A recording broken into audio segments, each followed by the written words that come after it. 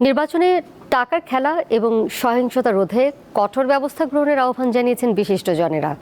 বুধবার রাজধানীতে এক আলোচনা সভায় তারা গণতন্ত্র ও দেশের স্বার্থে অবাধ, সুষ্ঠু ও গ্রহণযোগ্য নির্বাচনের আশা ব্যক্ত করেন।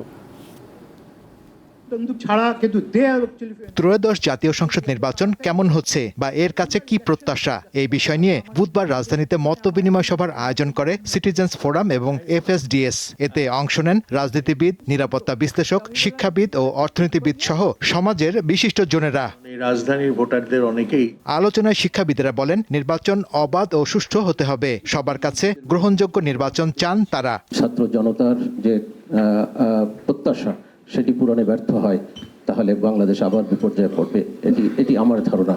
আমরা সেটা চাই না। সুষ্ঠু নির্বাচন হবে, জাতি সেটাকে গ্রহণ করবে। আমরা যে হেরে যাব বা যে জয়ী হব, দুটোকেই সাদরে গ্রহণ করব।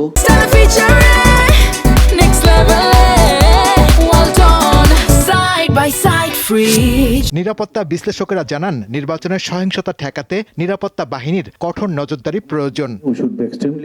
একটা ওয়ান্ডারফুল একটা পরিবেশ অলরেডি সৃষ্টি হয়েছে, এটা মেনটেন করতে পারি সেটা দেখতে হবে।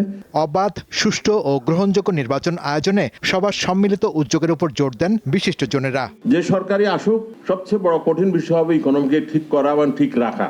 একটা ভালো নির্বাচনে যতটুকু হওয়া সম্ভব ততটুকুই হবে, এবং এটা কোনো ক্রমেই 60% কম হবে বলে মনে হয় না।